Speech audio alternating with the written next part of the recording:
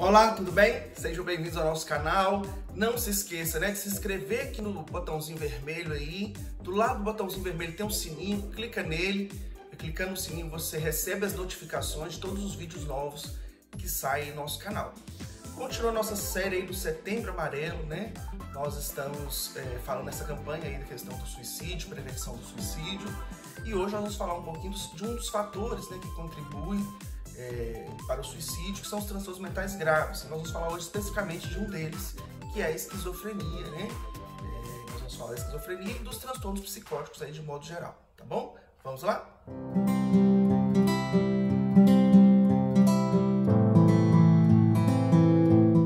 Olá, então, nós estamos, Então, um cenário novo aqui, mas é porque eu estou no interior, estou em Patinga. Eu moro em Belo Horizonte, mas estou no interior, estou de férias, mas nem por isso vamos deixar de fazer o nosso vídeo semanal, E como eu disse, nós estamos aí no Setembro Amarelo, estamos nessa campanha de prevenção do suicídio e eu estou fazendo alguns vídeos aí sobre isso. E o nosso vídeo de hoje vai ser sobre a esquizofrenia, que é um dos transtornos psicóticos, Então a gente tem essa classificação de transtornos psicóticos, que é uma classificação maior, e aí dentro dos transtornos psicóticos a gente tem essas subdivisões, esses tipos diferentes de transtornos psicóticos. Então a gente tem a esquizofrenia, a gente tem a catatonia, transtorno esquizofreniforme, personalidade esquizotípica, mas transtorno psicótico breve, transtorno psicótico causado por substâncias químicas. Mas eu vou falar um pouco mais hoje sobre a esquizofrenia, com mais detalhes. E a gente entendendo um pouco a esquizofrenia, a gente também vai entendendo um pouco melhor os outros transtornos. A paranoia, Então eu vou focar em 3 tipos de transtornos psicóticos, que é a esquizofrenia, a paranoia e a catatonia, E aí a gente entendendo esses 3, a gente consegue ter uma visão mais ampla, mais geral dos transtornos psicóticos, Os outros são detalhes ali, mais questões de classificação, não é tão importante, para quem não é da área.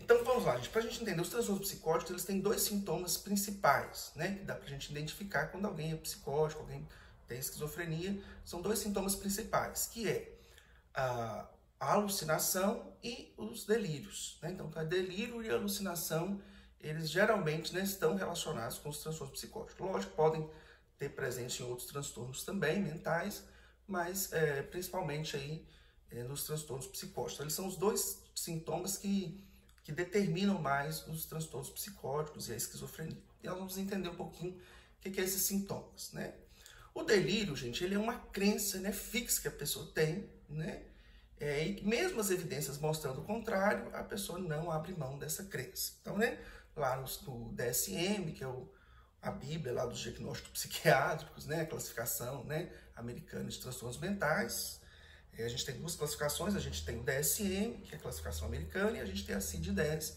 que é a classificação da Organização Mundial de Saúde. Então lá ele vai classificar delírios como são essas crenças fixas, não passíveis de mudanças, à luz de evidências conflitantes.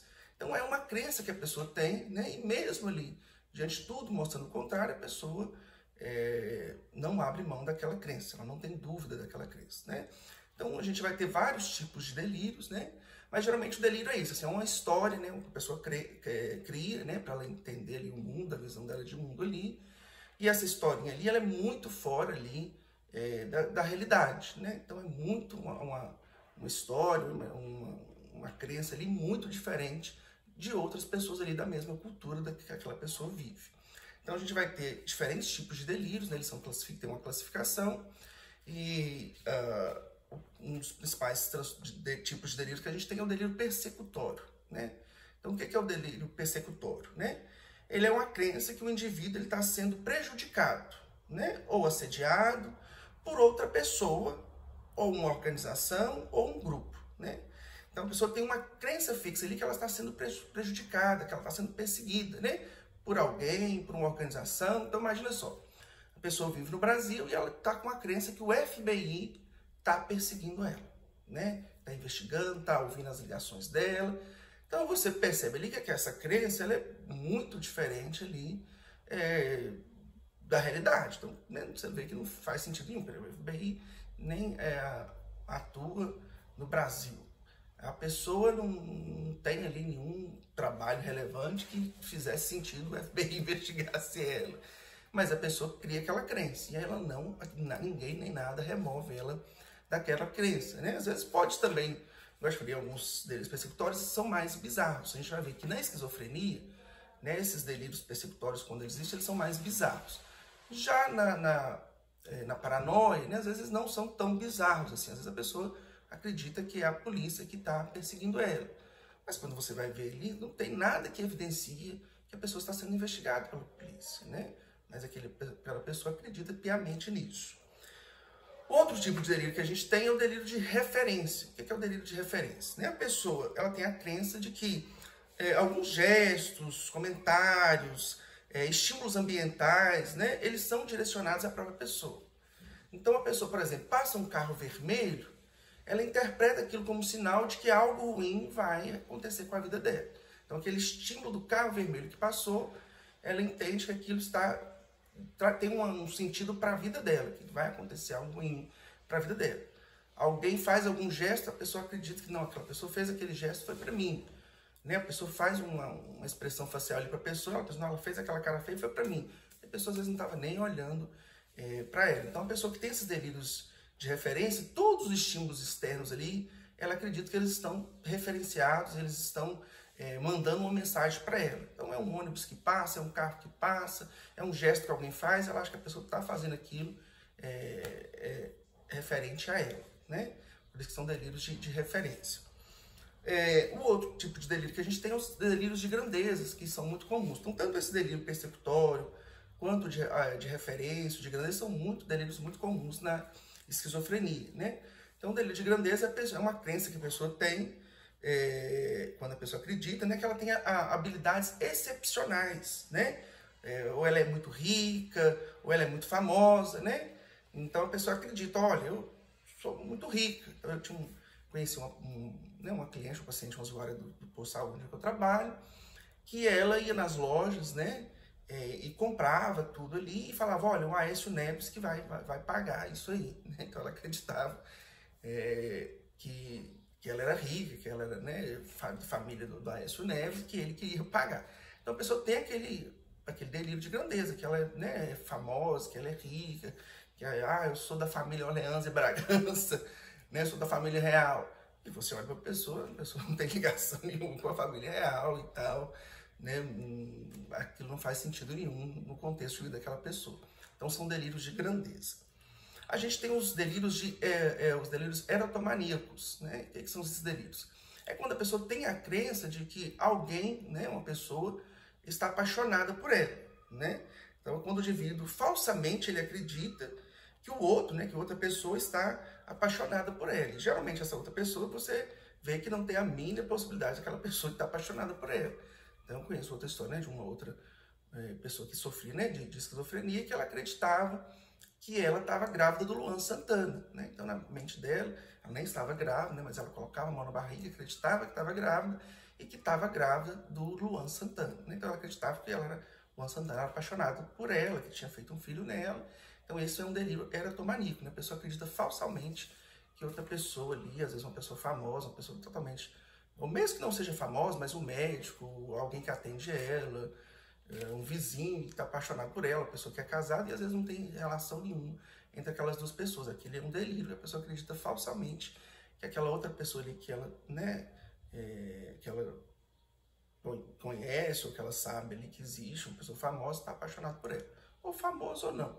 Mas aí você vê que é uma crença que não é verdadeira, né? Que não tem evidência nenhuma de que tenha realmente aquela pessoa ter uma relação com aquela pessoa, que tem algum sentimento por aquela pessoa, mas a pessoa acredita piamente nisso, né? A gente tem os delírios nihilistas, né? Eles não são tão comuns, mas acontece também. É quando a pessoa tem uma crença de que algo, né, vai acontecer, né, algo catastrófico vai acontecer.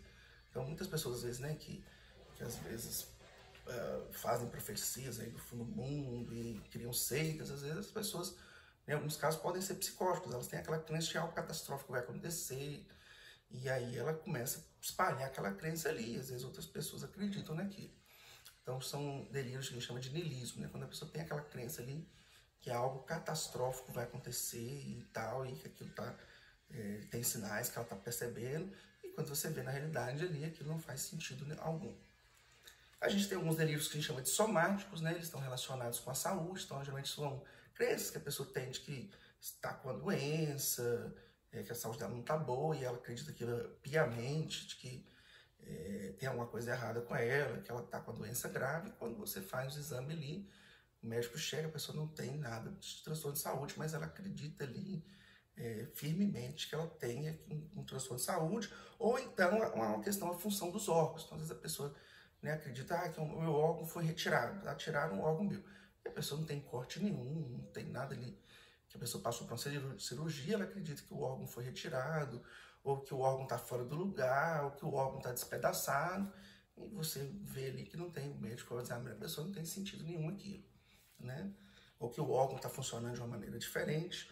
Então, geralmente são delírios somáticos. Então, a gente viu que os delírios, eles tem várias formas de delírios aí, mas ele é uma crença, né, que a pessoa tem, e que essa crença não tem evidência nenhuma ali dentro da realidade que comprove aquilo, né? Pelo contrário, né?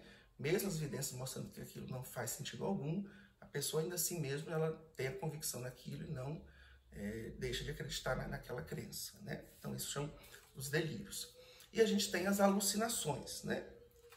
As alucinações, elas são semelhantes a uma percepção, então a pessoa, né, é como se fosse uma percepção, né, que a pessoa tivesse, mas que não tem nenhum estímulo externo, né, ocorrendo para a pessoa estar tendo aquela percepção. Então a pessoa ouve uma voz, mas não tem ninguém no ambiente externo ali falando com a pessoa, mas ela ouve aquela voz, né? Então a gente chama de alucinação auditiva, que é a mais comum, né, nos transtornos psicóticos e na esquizofrenia. Mas em outros transtornos, como a demência, a gente pode ter outras alucinações, como táteis, né? Uma pessoa sente que tem bichos andando no corpo dela, e a pessoa que olha externamente vê que não tem nada. Alucinações visuais, a pessoa vê alguma coisa ali, alguém, algo, e não tem nada ali no ambiente, nenhum estímulo visual que está referente àquela visão que a pessoa está tendo. Mas na esquizofrenia, né, na psicose, mais comum são as alucinações auditivas, a pessoa ouvir vozes sem nenhum estímulo externo, né? As alucinações visuais mesmo são às vezes comuns em uso de algumas substâncias psicoativas e tal, mas não tanto aí na psicose. Na psicose, né, a alucinação mais comum que a gente tem é a auditiva, a pessoa ouvir voz. Então, gente, é isso, então, né? Esses são os dois principais sintomas que a gente vai ter nos transtornos psicóticos: alucinação e delírios, né? E na esquizofrenia, principalmente, aí, esses dois sintomas estão presentes, tanto a alucinação quanto os delírios, né? Eles estão presentes aí na psicose. Além deles, a gente pode ter na esquizofrenia e outros sintomas, né? Como, por exemplo, um discurso, né? A pessoa tem um discurso ali não muito coerente, né? Então, a gente chama de desorganização do pensamento, né? Então, a pessoa tem um discurso ali, ela começa a falar uma coisa, né? Uma sentença não encaixa com a outra, né? Então, é comum essa desorganização do pensamento, do discurso. Quando você vai conversar, faz uma pergunta à pessoa, ela responde outra coisa, nada a ver. Então, esse sintoma também está presente na esquizofrenia. E outros também que a gente chama de sintomas negativos, né? Que estão relacionados à volição, né? À vontade, a pessoa não muda, você vê que ela é muito parada, a pessoa não sem vontade de fazer nada, às vezes a pessoa não fala, né? A pessoa não tem prazer em nada. Então esses sintomas negativos, em alguns casos de esquizofrenia, eles estão presentes também quando a pessoa, né, tem a questão psicomotora muito diminuída, a vontade, o prazer na vida muito diminuída, e junto com esses sintomas de delírio e alucinação, a gente vai perceber que está relacionado aí à esquizofrenia. A gente tem também outros sintomas também, que pode ser agitação psicomotora, agressividade, em alguns casos, que também estão relacionados à esquizofrenia. A esquizofrenia, gente, geralmente ela tem um início que a gente chama de insidioso, né? Então, geralmente é um evento ali que desencadeia esses sintomas, e a pessoa que a gente chama de surto, né? Ela começa a apresentar todos esses sintomas. Então, geralmente após alguma crise, né? Às vezes um evento muito marcante na vida da pessoa, né? A perda de um ente querido, a perda do emprego, geralmente esses sintomas, eles desencadeia. Então, geralmente, por uma crise que a pessoa passa na vida, quando a pessoa já tem a predisposição à esquizofrenia, a partir dessa crise, né, a gente tem isso que chama de surto, né, esse início insidioso, né, começa do nada a pessoa, depois desse episódio, apresentar esses sintomas de delírio, alucinação, ou então esses sintomas negativos, da pessoa ficar muito parada, sem vontade de fazer nada, né, a anedonia, né, que é a falta de prazer nas coisas que antes davam prazer, né, falta de iniciativa para fazer qualquer coisa. Então, é isso que a gente tem depois de algo conflitante que acontece na vida da pessoa, né? Isso geralmente começa mais aí na pessoa na idade adulta, jovem, né? Às vezes 20 e poucos anos, 30 anos, as pessoas às vezes passa por esse fenômeno que desencadeia, né, todos esses sintomas. E aí a gente tem o que a gente chama de surto, né? Na esquizofrenia, a gente tem gente que é muito importante tratar bem o primeiro surto, né? Geralmente, quando ela tem esse primeiro surto, é insidioso, e todos começam a aparecer esses sintomas, alucinações, delírios, e a pessoa faz um bom tratamento, né? Procura um psiquiatra, um psicólogo aí, para fazer uma abordagem de apoio, de suporte aí. Quando é bem tratado esse sintoma, né? No primeiro surto, geralmente a pessoa ela tende a ter uma qualidade de vida melhor, né? O primeiro surto bem tratado, geralmente depois a pessoa tende, às vezes, não ter outros surtos, ou quando tem, são mais leves. E aí a pessoa tem um desenvolvimento ali, um curso, né, um prognóstico desse transtorno melhor do que quando a pessoa não trata bem esse primeiro surto, né? A gente tem que a esquizofrenia, geralmente quando a pessoa tem esse surto, né, a esquizofrenia ela tem um prognóstico mais ruim do que outros transtornos psicóticos, né? Às vezes ela compromete muito a funcionalidade da pessoa social, né? A pessoa passa a ter mais dificuldades em trabalhar, em socializar e tal, quando esse transtorno não é bem tratado no primeiro surto. E aí, às vezes, ela tende a ter um prognóstico ruim. Quando a pessoa, né, faz um bom tratamento, tem um bom acesso à saúde, por isso que é muito importante, né, os serviços dos centros de atenção psicossocial, né, os CAPs, porque é muito importante tratar, né, esse transtorno de esquizofrenia no começo, bem tratado, que aí a pessoa vai ter um prognóstico melhor, né? Às vezes ela vai conseguir ali, na vida, conseguir se adaptar melhor socialmente, ter uma vida melhor, trabalhar, relacionar e tudo. Alguns casos, né, a esquizofrenia, algumas pessoas, ela é bem grave, aí ela tem um início insidioso e ela vai tendo um prognóstico, um desenvolvimento, um curso aí que vai deteriorando muito as capacidades sociais, as habilidades sociais da pessoa, vai dificultando muito, né, quando isso não é bem tratado, ou em alguns casos mais graves. A gente tem também, né, o outro transtorno que é a paranoia. A paranoia é um pouco diferente da esquizofrenia, a gente vai ter mais os sintomas de delírios, principalmente os delírios persecutórios, né, da pessoa, persecutórios e autorreferentes, né? Quando a pessoa achar que tem alguém perseguindo ela, que a polícia está perseguindo ela, que tem uma trama ali na vida dela para ela ser prejudicada. E a gente não vai ver tanto na paranoia os sintomas de alucinação. Então, às vezes a pessoa não ouve, não tem tanto questão de ouvir voz. Às vezes ela mais tem questão de achar mesmo que tem um vulto, que alguém está perseguindo e tal, que tem alguém na linha, mas mais relacionado ao delírio do que à alucinação, né? E a pessoa não tem um prejuízo, às vezes, cognitivo, social tão grande quanto na esquizofrenia. Então essa vai ser um pouco da diferença um pouco maior entre a paranoia e a esquizofrenia. A esquizofrenia ela tende a comprometer mais as funções cognitivas da pessoa do que, no caso, né, do transtorno psicótico paranoico, né? E a gente vai ter a catatonia, né? O que é a catatonia? Está mais presente aí os sintomas negativos, esses sintomas que eu te falei, da pessoa não ter aí muito os movimentos motores ficarem bem diminuídos, a pessoa não ter vontade para fazer nada, né? Que a gente chama de avolição, né? A pessoa passa a não ter vontade, às vezes fica parada, você pergunta, a pessoa não responde, ela para de falar, né? Ela não sente prazer em mais nada, na atividade da vida, então às vezes fica muito parada, às vezes a pessoa tem o que a gente chama de sintomas, né? Às vezes levanta o braço da pessoa e você deixa ele numa posição, ele continua naquela posição, a pessoa não abaixa. Então a catatonia vai ter mais esses comprometimentos desses sintomas que a gente chama de negativos, né? Que são sintomas onde a pessoa vai perdendo toda ali essas funções ali de ter alguma atitude, ter alguma decisão, até as decisões de abaixar o braço, por exemplo, ali, de dar um comando ali para o corpo, né? Para os movimentos musculares fazer executar algo, a pessoa para de ter isso, às vezes compromete até esses movimentos corporais. Então a pessoa às vezes tem ali uma questão motora ali muito comprometida, né? Então, às vezes, até as expressões faciais, elas começam a ficar enrijecidas, né? A pessoa não expressa mais sentimentos, né? Então, na catatonia, a gente vai ter muito mais esses sintomas aí negativos de vontade, de prazer em fazer as coisas da vida, de falar. Então, a pessoa perde toda a interação social mesmo, né?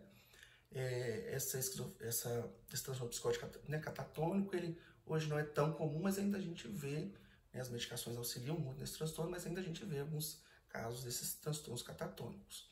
O tratamento da esquizofrenia, né, gente, ele vai ser com os medicamentos que a gente chama de antipsicóticos, né, que eles vão ser usados aí, e outros medicamentos também, mas os mais importantes são os medicamentos antipsicóticos, né, eles agem no neurotransmissor que é a dopamina, né.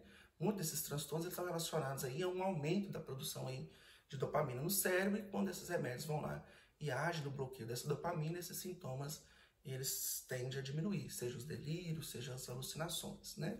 A paranoia, o que tem uma dificuldade um pouco maior é como que não existe mais, não existe tanto a alucinação, né, de ouvir voz. Às vezes, mesmo usando o antipsicótico, essa ideia, né, delirante de perseguição, às vezes ela não cessa, né?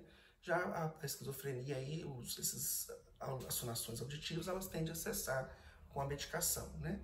E aí, junto com esses, né, uso dessas medicações que o psiquiatra vai prescrever, a gente também tem aí o que a gente chama as terapias, né, de suporte aí para auxiliar a pessoa nessas questões de habilidades sociais, de como, né, trabalhar, de como manter sua vida ativa, mesmo com os transtornos, os obstáculos que esses transtornos psicóticos trazem, esses sintomas psicóticos traz para a vida da pessoa, né? E como eu disse, é muito importante tratar bem, né, a psicose, esses transtornos psicóticos, a esquizofrenia, a catatonia, a paranoia, porque, como eu disse, eles são fatores de risco para o suicídio, né? Então, por isso que é muito importante ficar atento e tratar bem os sintomas, e a gente também cobrar, né, dos serviços públicos de saúde, né, da sociedade, que existam serviços de qualidade, né? Antigamente, essas pessoas que tinham esses transtornos, elas eram internadas, elas eram retiradas, né, do convívio social. Então, quando a pessoa te apresentava uma alucinação, algum delírio, percebia que ela estava louca, né, chamava de louco, eles levavam para os manicômios. E às vezes a pessoa passava anos da vida ali e eram totalmente tiradas ali do convívio social. E isso piorava muito esses sintomas, porque a pessoa já tem dificuldade com esses sintomas da psicose de conviver socialmente. Se você retira ela, ela perde completamente, né? Então as pessoas, em vez de melhorar, pioravam. Hoje, né, os tratamentos, né, ambulatoriais, eles são priorizados. Lógico, alguns casos mais graves, né, a internação às vezes é preciso, mas sempre, né, com uma quantidade de dias mais reduzida, né, um período ali até a pessoa se estabilizar. Então, por isso que hoje, né, o foco nos atendimentos ambulatoriais tem que ser maior, mas ainda os governos investem muito, o governo investe muito pouco, né, os serviços dos CAPs pelo Brasil todo. Às vezes eles são muito precários, né, as estruturas físicas muito ruins, questão da alimentação ali. Então precisa melhorar e muito, porque esse atendimento ambulatorial, para a maioria dos pacientes, ele é o indicado, ele é o ideal e tudo, né? Alguns pacientes mais graves que vão precisar ali da internação por um período ali, né, específico. Então, muitos pacientes, por exemplo, em algumas cidades que têm que ser internados, eles são internados, às vezes, sem necessidade, porque se nas cidades deles ali tivessem um serviços, né, CAPs ambulatoriais bem estruturados, às vezes não precisariam da internação. Às vezes eles são internados porque aqueles serviços ali são precários e aí eles não dão conta daquele paciente, né? Então é muito importante fortalecer essa rede de apoio, né, psicossocial, né, que ela não só composta pelos CAPs, mas na equipe de saúde mental nos postos de saúde, psiquiatra, psicólogo, terapeuta ocupacional, assistente social.